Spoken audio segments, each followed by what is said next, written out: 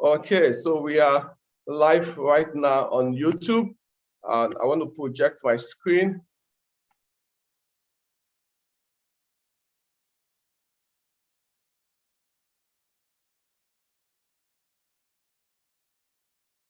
I want to project my screen.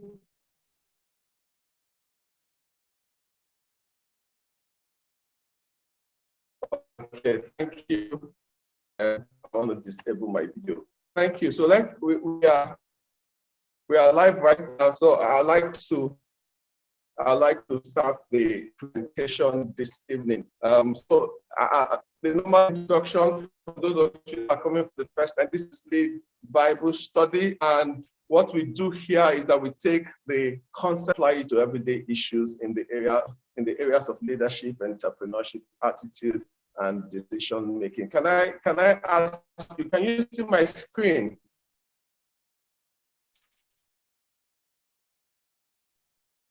Yes, you can. Can you see my? Yes, sir, we can see it.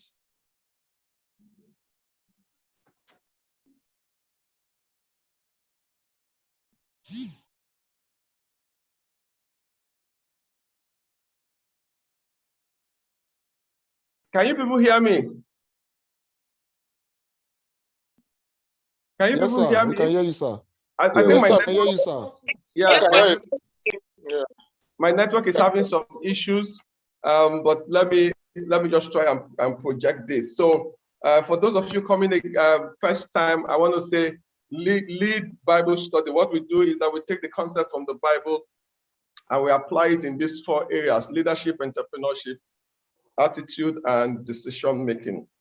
We make it as practical as possible so that it's something you can run with. And our text for the last 4 weeks has been from Genesis and the 33rd chapter from the 12th verse. This is the text that Esau and Jacob, the journey that they were supposed to embark together. And Esau said, let us take our journey, let us go, and I will go before you. But Jacob said to him, my Lord knows that the children are weak and the flocks and herds which are nursing are with me. And if the men should drive them hard one day, all the flock will die. Please let my Lord go on ahead before his servant. I will lead on slowly at a pace which the livestock that go before me and the children are able to endure until I come to my Lord in Seir. And we've covered quite a lot over the last 3 weeks. I can't repeat all the things that we've covered.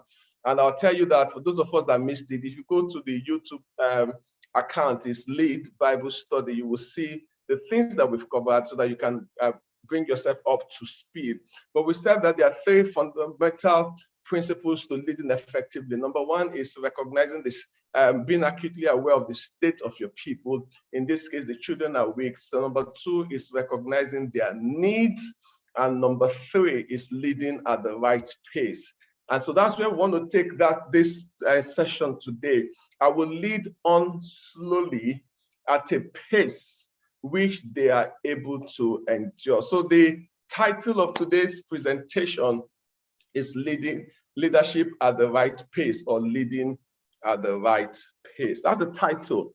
I will lead on slowly at a pace which they are able to endure. And today, I just want to cover one thing because of using the Jacob's principle also, leading at a pace that people can endure. I can cover a lot, but let's take it one step at a time. It's a 30 minutes presentation. So I want to talk about the concept of your perspective.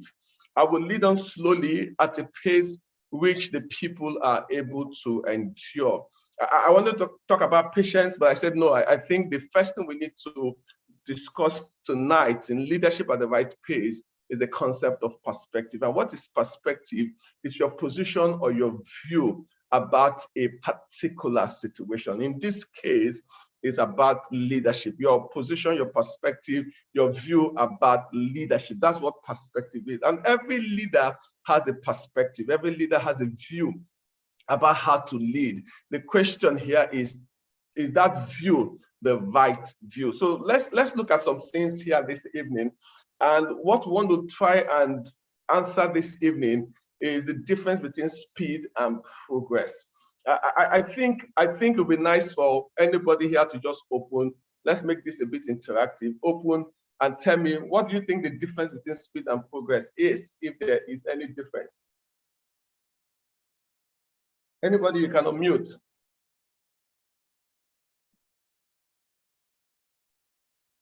All right, I think that speed talks about traction. Okay. Progress focuses mainly on gains and on profits, positives made along the line of the journey. Okay, fantastic. So progress is about achievement, the gains that you make along the line of a journey. Why speed talks about traction. Thank you, Pastor Phil. And I agree with you 100%. I just want you to see this, that I would say that an abortion is a vision that was too much in a hurry, and we'll come to it. Take this man. This guy's name is called Fred Kelly. For those of us that are watching right now, the World Athletics Championship, I want you to see first Kelly's record. In the heat one, the first heat, it was 9.79 seconds that he ran for 100 meters. In the finals, he ran 9.86. So if we use the concept of speed and progress, how would we look at this figure? So for example, we know that what he ran in the finals was actually slower than what he ran at the heat one, 9.86 versus 9.79. So if I use the basis of speed alone, I would say that in the finals, he was slower than what he ran at the first heat. Is that okay? I just want you to follow me. Are you following me? Yes. Yes. So what he did in the finals was slower. And if I want to use speed alone to judge, I would say that in the finals, in quotes, I don't want to use the word failure, but you know what I mean, that the finals was not as successful as what he ran at the heat. But the question here is speed the only basis for judgment? And the answer is no, because although his speed was slower at the finals, 9.86, guess what? That 9.86 was good enough to win the gold. So in terms of progress, did he make progress? Hello, are you people there? Okay, I think there's something wrong with the recording today, but I'll just continue. Just leave the recording. In terms of progress, he won gold. So did he make progress? And the answer is yes. So which one would you prefer? Run 9.86 at the finals and win the gold, or run 9.70 at the finals and come third? Which would you think would be his preference, guys? Which one do you think would be his preference? Win gold. Win gold. It doesn't matter. It doesn't matter what the clock says. Ultimately, it's win gold. So even if he did 9.90 and won gold, he will still be fulfilled, because in terms of progress, he made progress. Last year, he won silver at the Olympics, and this year he won gold at the World Athletic Championship. So for him, it's progress. And this is one thing a lot of us need to have in mind, because sometimes the only way we measure success is based on speed. It's based on speed. That's the only way we measure success, is based on speed. I want you this evening to begin to think of success not from speed, but from the perspective of progress. And every time we talk about progress, we're talking about three things. We're talking about the right direction. So progress means that I'm traveling on the right path. I'm traveling at the right speed, and I'm producing the right result. So the result is what we see, which is the outcome, which is achievement. The speed is the traction. So in progress, there is traction. So a pregnancy, for example, is supposed to happen in 9 months. So in 9 months, that the baby is growing 9 months. That's the time that is required. If it comes 2 months before that time, that's what we call an abortion, the right direction. So every time you want to judge your life, you need to ask yourself based on these three things. Am I on the right path? Am I traveling at the right speed? Am I producing the right result? And this takes me to three dimensions in terms of speed that people would have. One is too fast, And if a leader goes too fast, what you have in the team is that people will be burnt out. You will crash land. There will be anxiety. There will be fear, because not everybody can travel at that same space. So you have a leader that is a high achiever. He wants things done on time. He thinks 6 or 20 steps ahead, and his people cannot follow him at that particular pace. If a leader continues at that pace, what will happen to the people is that people will burn out, people will become discouraged, and people will have fear and anxiety, people will crash, and guess what will happen? They would eventually leave the team. Let's take this other one. If a leader goes too slow, what do you think will happen in the team? Let's try and make this interactive. If a leader goes too slow, the people are supposed to be traveling at maybe 60 kilometers per hour. The leader is going at 20 kilometers per hour. What do you think will happen in the team?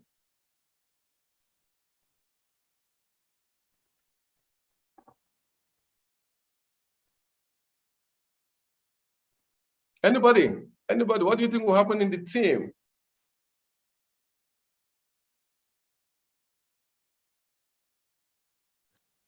They will not achieve their result. They will not achieve their result. Thank you. Thank you. They will not achieve their result. From an emotional perspective, what will happen is that people will be bored. So this is somebody that can actually do far more, but the leader is not giving that person that opportunity to travel at that right pace. Did somebody put something in the comment? A leader would attract his kind of followers. Okay, so boredom would happen when the leader is not traveling at the pace of their people. It's like giving somebody that can do further maths. You're giving the person elementary maths. The person will be bored. Once he finishes the elementary maths, the person will be bored because the person has capacity for more and the leader is not utilizing that particular capacity. And boredom will set in. At the right pace, what happens is there's progress and there's excitement. And this is why it's important for us to lead at the right pace. We have people that will lead too fast. We have people that will lead too slow. It takes understanding of your people to know what pace is the right pace and begin to adjust my strategy, my leadership in order to make sure I'm leading at the right pace. Psalm 32:9 summarizes what I was just trying to say. He said, do not be like the horse or the mule. Now, Bible scholars will say that the horse wants to speed, while the mule is you need to drag the mule. So the mule is like the slow pace, the horse is like the one that goes too fast. And he says, both of them have no understanding. So understanding is knowing the pace at which you should go. And that's for me in leadership also. We need to know, am I like the horse or am I like the mule? That right pace becomes the difference between great leaders and the leaders that are not so successful. They know the pace at which to lead. They know when to stretch their people and they know when to hold back. If you don't understand this, you cannot be a great leader. Maybe next time we'll talk about the different styles. So I want to talk here reasons why some leaders do not lead at the right pace. What are some reasons, some possible reasons? And as I thought about this, I found out that there will be at least 5 reasons. I'll put the 5 here up. And if you think I missed anyone, I'll give you the opportunity to add number 6 or number 7. The first is ignorance. These leaders do not know, they don't even know the right step to take, the right pace. And so they are not aware. That's ignorance. So they do not know. That's the first point, ignorance. The second is wrong belief. They actually believe that this pace that they're going is the pace that should give them the result, but that pace is not the pace that will definitely give them the result. So the belief that they have that I think that if I push my people too hard, that's when I will get the result. Today we are doing a training and organization where some people would say, if I don't shout at my people, I won't get the kind of results that I want. That's an erroneous belief. So sometimes leaders have a faulty belief system that I need to shout, I need to scream, I need to push my people in order to get the kind of results that I want. So the first is ignorance. Ignorance is they do not know. The second is they have an erroneous belief system about the right pace or the pace they are supposed to take. Number 3 is their personality. Some people are the typical type A personality, the aggressive personality, what some people will call choleric, what some people will call the dominant personality. So these people are hard drivers. It's in their personality, they are hard workers. And so just by their nature, they drive their people very hard. So this is their personality, and there are different types of personality. So this is somebody's genetics. somebody's genes, and he just feels that this is how I know how to lead. This is what works for me. And because it works for me, it must work for every other person. So personality issues is pointer number 3. I don't want to mention names because this thing will be on YouTube. But there's some leaders we see globally. They are type A personality. They are hard drivers. They are very direct. They are very harsh. They are very abrasive. There's nothing like empathy in their language. They don't understand people's emotions. That is their personality. That's point number 3. Point number 4 is pressure. When a leader is under timelines, pressure to deliver. Pressure either from superiors, pressure from customers, pressure from stakeholders. That pressure can actually force the leader to move at a pace that will be detrimental both to him and to the organization. He will make a lot of mistakes because the leader is under a lot of pressure. And point number 5 is comparison. So you look at yourself, you look at where you are, you look at somebody that is your classmate, the person is either riding a G-Wagon, or the person's business is doing better, or the person has a bigger church or bigger ministry, and you compare yourself. And when you begin to compare yourself, now you're not putting yourself under pressure. This is not somebody putting you under pressure. This is you putting yourself under pressure just by comparing yourself with somebody. And as a result of that, you come back home, you come back to your team, you are so angry at your success or what you've achieved, and you begin to drive yourself and drive your people very hard in order to want to achieve what you think should be the result that you should have achieved.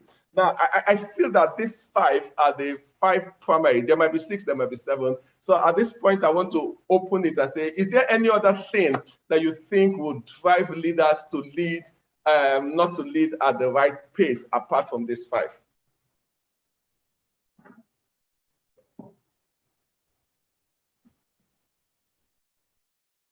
Anybody? Fear. Fear from where? Fear of the unknown. How would fear of the unknown drive you to go very fast? Fear of the unknown would hold you back. So you need to explain how would fear, you might be correct, I don't know, I just want to learn. How would fear of the unknown drive you to lead your people and push your people very hard or something? Or maybe fear of the unknown would stop you from moving or even taking the right step. So which one do you want to say? Fear of the unknown, stopping the leader from making the right steps. Okay, thank you. So fear from stopping the leader from taking the right step. Thank you. So is there any other person that wants to say anything, anything on this particular issue? Any other person that wants to say anything? Any other point, or should I continue? Do I have your permission to continue? So I think system as well. System, sir. What do you mean by system? When the right system is not in place, the right structure, it deter the leader from leading at the right pace. Okay. Noted. Thanks. Can I continue? Can I make progress? Yes, sir. Okay, thank you. So we see some factors: ignorance, belief, the wrong belief, personality, pressure, comparison. Now we've added 2 more, fear and system. Okay, somebody wrote here, subconscious conditioning goes either way, the way you are conditioned, and that can be from your belief system, the environment, the personality, and it can go either way. Thank you. So now I just want to talk about the last 2, pressure and comparison. Personality, we'll deal with it much later, which when we talk about understanding yourself and how you lead, because you lead from the essence of who you are. Belief system will correct as we move on here, but I want to talk about pressure and comparison. Pressure is something external upon you. Comparison is you putting yourself under pressure because you're looking at somebody else. So let me deal with those 2 for this particular presentation, because I see a lot of people, leaders, young leaders, and the rest, and I see people putting themselves under pressure and comparison, and it has destroyed a lot of destiny. So let's take pressure, and I want to give you 2 examples. The 2 examples I want to give you, pressure is Abraham and Saul. In Genesis 16, it was Sarah that put Abraham pressure. I need to get a baby. Since God has not given me a baby, going to Hagar, and you know what happened as a result of that. This pressure can come from your husband, from your wife. It's like somebody's past telling you call yourself a man. Look at yourself. You call yourself a man. Other men are driving this. They are living in Banana Island and the rest. And because of that, you are putting yourself under a lot of pressure to want to do things that you're not supposed to do. And it can go the other way. The man also putting the woman under pressure. I was told the story of somebody who you understand, there's no baby. She's a Christian. They put her on. The man says take your time, but pressure from other family members, and eventually she went to even a native doctor just to try. So pressure can make people do things they're not supposed to do. Saul was somebody that was put under pressure because of people. Samuel said, "Wait for me for 7 days." And at the 7th day, when Samuel had not come in inverted comma, people were leaving. And you know what Saul did? Saul entered the role of a priest. He was a king. He left his office, took the office of a priest, and decided to offer sacrifice. And as soon as he finished the sacrifice, Samuel came, and Samuel said to him, "What you have done is foolishness." And he said, God would have established your kingdom, but as a result of what you have done, he said, your kingdom has been taken away from you and given to a neighbor that is better than you. First thing I need to say to us as believers here is that don't allow people put you under undue pressure. Same thing, just in my spirit, the same thing that happened to Samson. Delilah put him under a lot of pressure, and Samson revealed his secret and lost his anointing. Sometimes when you allow people, that pressure can come from even your spouse, your friends. It can come from the society, and you're under pressure. It can force you, especially going with speed, to doing things that you don't want to do. I've seen some young pastors who wanted their ministry to go very, very fast and rapidly, and they went and dipped their hands in things that they shouldn't have done. Some of them lost their lives in the process. Point number here is that we need to be careful of external influences, because if Abraham can be influenced, if Samson with all his anointing can be influenced, if Saul as the king can be influenced, people around you can influence you to do the things that you're not supposed to do and to put yourself under a lot of pressure that you're not supposed to do. Put yourself under. Then the second is comparison. And this happens. So you have two kids. One of them is doing well academically. The second is struggling. There's a tendency for you to now begin to expect that this second is your brother. No, is this not your brother? Or is this not your sister? And if you're not careful, you begin to compare the two together. Same thing with you comparing yourself with your mates.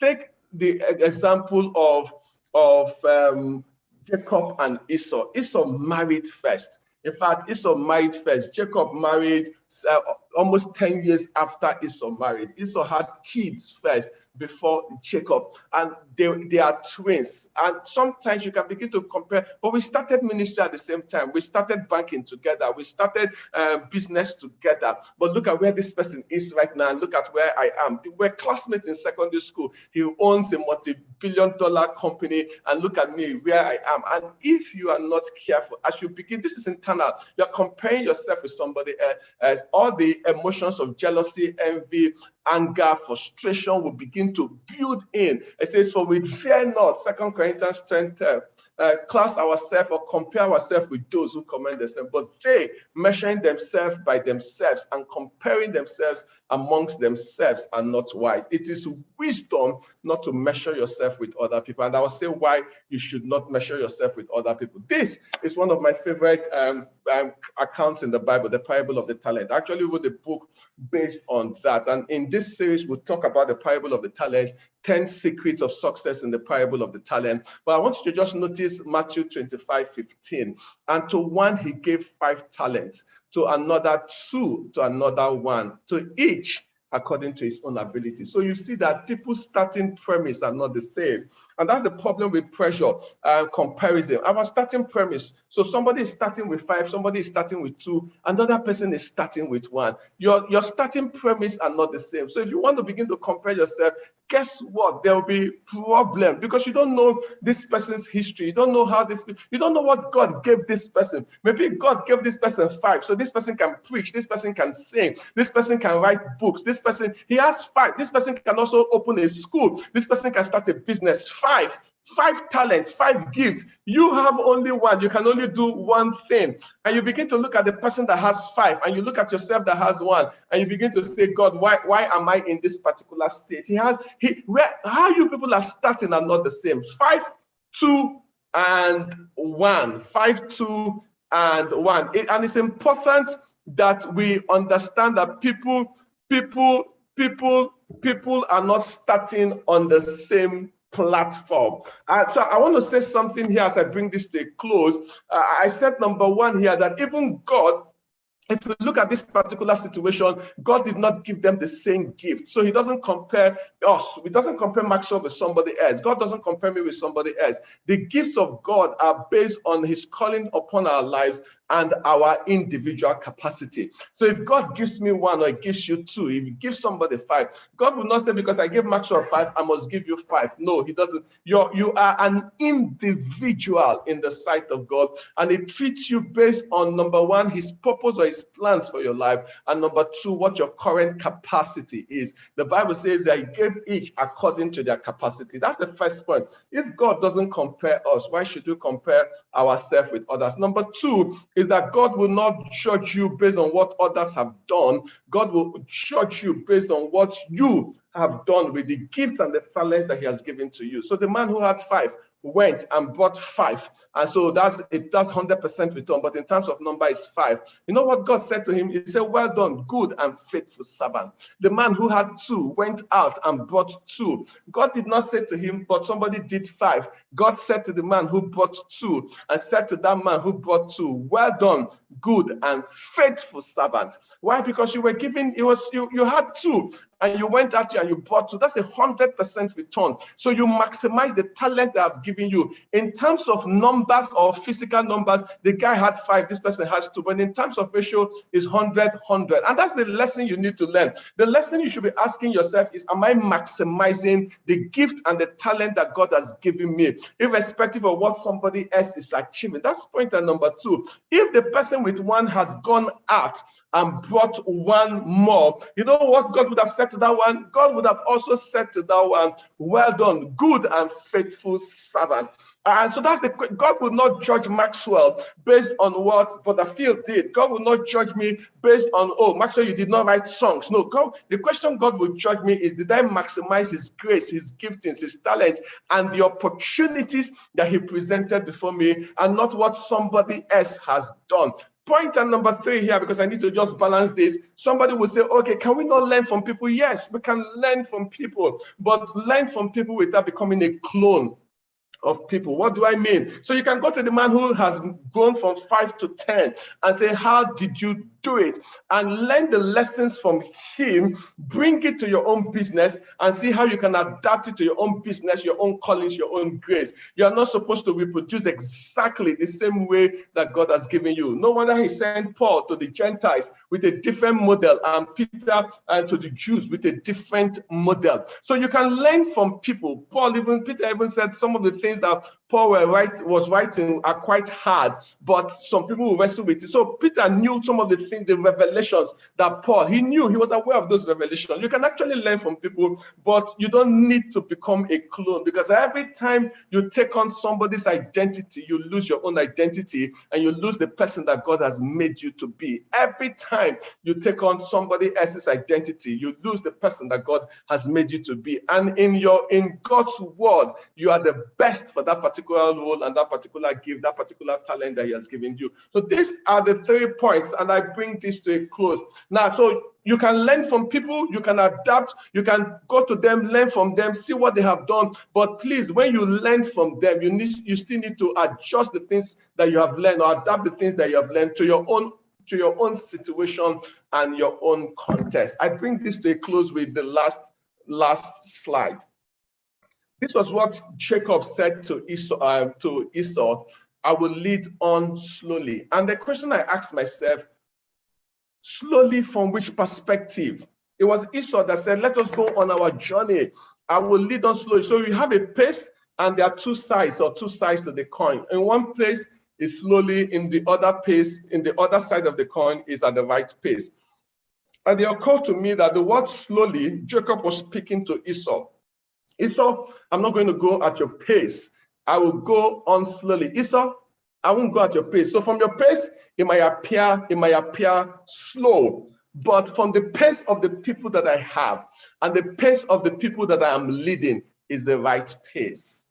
And this is where every leader needs to ask himself that question. And the question here is, who are you trying to impress? That's the question every leader needs to ask. Who are you trying to impress? Who are you trying to impress in your leadership? Is it the people that God has given you to lead, or there are issues in your world that you are trying to show that, don't worry, Esau, I can also do the same thing? Who are you trying to impress? And Jacob said to Esau, Esau, I'm sorry, I can't impress you. I can't go at your pace because the people that God has given to me are still young. So unfortunately, Esau, I will go at the pace of my people. It might appear slow to you, but it is right for my people. And some of us here, your business might appear slow to certain people, but you need to ask yourself, given your starting point, given the opportunities that you have, given where you are right now, that business is at the right pace. And once I understand the concept of the right pace, there's satisfaction, there's gratitude, because I'm not competing with anybody. I'm only competing with myself and to become the best version that God has made me to be. This is where I want to bring this to a close, one step at a time. Wow, I've taken 4 minutes extra. I need to apologize. I'm so sorry. I'm so sorry. But did you learn anything? Did you learn anything from today's? Let me stop here. Did you learn anything from today's session? Yes, sir. Yes, sir. So I just took one aspect. The chat room, there's a question there, sir. Okay, so I'll look at the question. Can we argue that Nehemiah as a leader thrived under pressure and used the pressure as a catalyst to bring out the best in himself? Nehemiah was, you can call it pressure, but it's persecution here. I want to see pressure. The way I say to myself here is, you know that this is the pace that you're supposed to go, but somebody else is doing better. Notice the word. That's how I define pressure. Somebody else is doing better, and because of that person that is doing better, you want to put yourself under pressure. Nehemiah's case is a bit unusual because Sanballat, Tobiah, and Tobias and the other people wanted to discourage them. And so they said to themselves, see, because the enemy wants to discourage us, guys, we need to do this at the best pace that is possible. So what we'll do is that we'll divide ourselves. Some people will walk, some people will be guarding, some people then will reverse it. So that case was the case of, yes, in that case, the external situation made them decide and say, okay, this is the best strategy for us to employ in order to get this done. So yes, you can say yes, that brought out the best in them.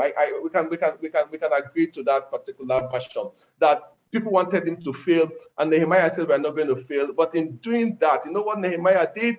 In this, that's also the right pace, saying we can't work for the whole 24 hours. So some people will be sleeping while some people are working and guard, some people are guarding, and we keep rotating it. So if you still look at it, it was the right pace for their people in order to get that thing done. But the pressure actually made it possible for them to get it done in record time. So yes, an external pressure, especially when it is negative, just like the same case with Hannah and Peninnah. Peninnah put Hannah under negative pressure and it drove her to God. But notice she didn't do anything foolishly. So that's where I'm coming from. As long as it drives you to God and it drives you to do the things that are right, fantastic. But if it not drives you to a case of saying, if this person is like this, then I must do the same thing, then you know that pressure has pushed you out of the plan and the purpose of God. So thank you, madam, for the question that you asked. I think we need to stop here because of my time. This is supposed to be 30 minutes today because of the network issues and the rest. I don't know whether this is online on the YouTube account because, you know, it went off and came back on. But if you go to the YouTube account, Lead with Dr. Max Oluba, every video, maybe apart from today's own, if today's own is not there, I will sit down during the week, I will record it so that I can put it online. And next week, we'll talk about another thing. Jacob, I said that particular verse, the 3 verses will stay 5 to 6 weeks. This is week 4. So I think we have just 1 or 2 more. In fact, we have actually more than 1. Let's say 2 more sessions to go on Jacob. And I want to stop on Jacob so that somebody will not say, the only thing you've been talking in the last 6-7 weeks is Jacob. I could actually talk on Jacob for another 13 weeks.